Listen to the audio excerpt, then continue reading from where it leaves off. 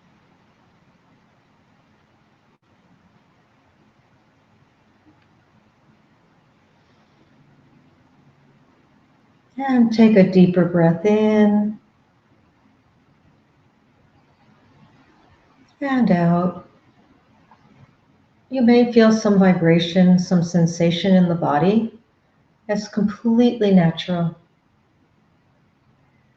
And taking your own time. When you feel complete, you may open the eyes.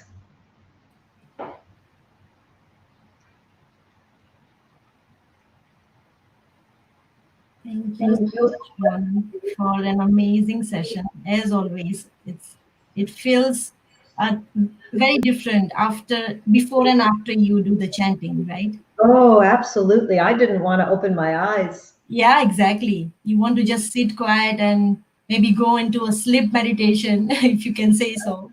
Yeah. Great, great. And especially as you said, when you do the chantings or the meditation with the realization that it's going to give you something highly positive, it has a different impact altogether. Oh, yes, yes, Yeah. yes, Um, yes. yeah. It's good to make it a tradition during these days of COVID. However, it's even better not to make it to make it a routine, but not routine like brushing your teeth, to do it with a sense of gratitude that we even have, because there are many people in the world who never even learned about chanting and don't know the value. And the Correct. fact that this knowledge has come to us is a blessing in itself. And Yes. so having a sense of honor and gratitude that Mhm. we know the value of chanting and we know how to do chanting adds even more power to the superpower of chanting. Totally. You're absolutely right. Yes. And our viewers must be wondering why we didn't play the Devi Kavacham today. We have some technical issues, and hence today, maybe you can go on YouTube and play it yourself. And again, register yourselves on billionchants.org as you always do. Thank you so much, our viewers, for the same. As you are a renowned scientist and a professor, I would like to ask you a few questions, Dr. Ronnie. Uh, Sure. the first one is related to COVID. Actually, I usually do not ask anything related to COVID because that's all we hear these days, you know. But it is a known fact, and it's published in multiple research papers that the emotional intelligence is highly correlated with the success is actually highly correlated with the emotional intelligence. So now Yes. small toddlers and the big toddlers, we have to keep them at home. They are not going to school. They are not meeting with their friends and family that often. How Right. impact their well-being in the future? Because initial few years psychologically are very, very important. Yes, yes. Well, the good news is that children are very resilient, and we know that their brain development is not complete, especially the area of the brain, the prefrontal cortex, the areas involved in impulsivity, in emotions, and in executive function and higher thinking. So it's especially important during this time that we care for it. It's like a flower or a plant before it's fully, solid in the soil. Right. So the main thing is, I would say, to treat it like a challenge with the children, and with them to engage with them. Be careful not to allow them to have too much screen time, because all of that flashing has Hmm. been found to interfere with the ability to develop concentration. Okay. So, and games, there's, all the flashes of light and all of that.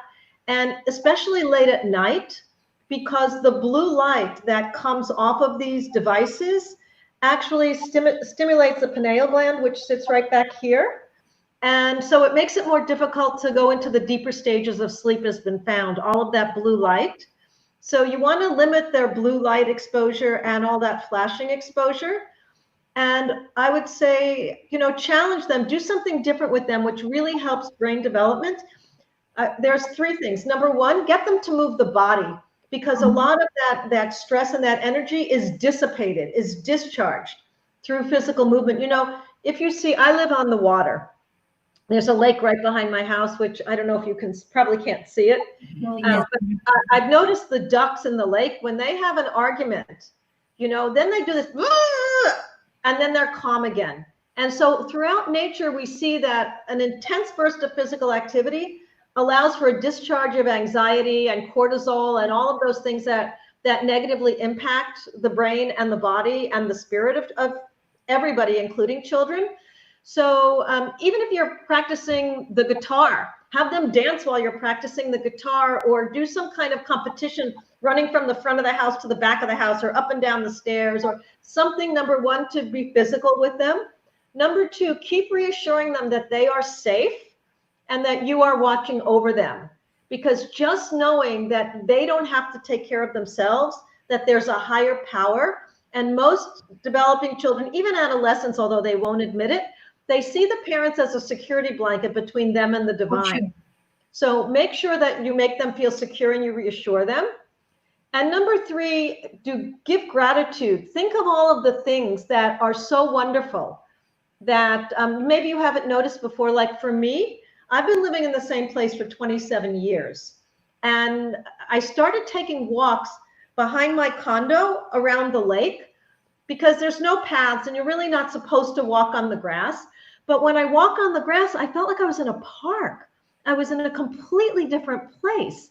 And I looked up and I saw iguanas in the trees, eating the leaves and things I'd never seen before. Yeah. So look for 5 new things every day, whether it's looking in the cupboard or being outside in nature, and challenge them to do something different every day. Maybe one meal, say if they're right-handed, say, okay, we're all going to eat with our left hand today. Okay. And things like that bring joy to the system and increase brain development. Right. So do something new every day, look for gratitude every day, spend time in nature, reassure them you are their God, do physical activity, and enjoy. Great tips. I'm definitely going and be sure to watch the screen time, because that blue light will interfere with their sleep. Right. And their ability to develop concentration. Okay, sure. Also, as we are talking about the screen time, do you advise any specific time for a few years children? Like some people say that not more than half an hour under children under 3 or something like that. Do you know for a fact that how longer should be they watching television or YouTube, whatever? That's a very good question. And I make it a rule not to give advice on things that I have not researched myself. So I have not studied the amount of time for children that's advisable. I do know for a fact, as I mentioned, that all of those, sudden birth, like the games that they have on the threes, that interferes with the capacity for long-term focus. Okay. And the rise in attention deficit disorder and ADHD is parallel to the amount of screen time. Wow. This generation uses. So I would advise parents to limit or eliminate screen time under a certain age, under 5 or 6 or 7 for sure. Okay. I know it's a very easy babysitter. I've been tempted to use it myself at times, but I resist the urge. And this is the way to develop actually more confidence in children as well, because the more skill they have, the more confident they are. So you can teach them crocheting. You can teach them painting or puzzle making, or find other things, making clay, which you can make out of dough with colored dye, which is not toxic. Mm-hmm. So teach them to be more creative and more innovative instead of the easy babysitter of screen time. Because the other thing about screen time that people need to understand is that it's usually done sitting. And it's now known there in the medical community, we now say that sitting is the new smoking. Wow. Because human beings are made to move. We're not made to sit.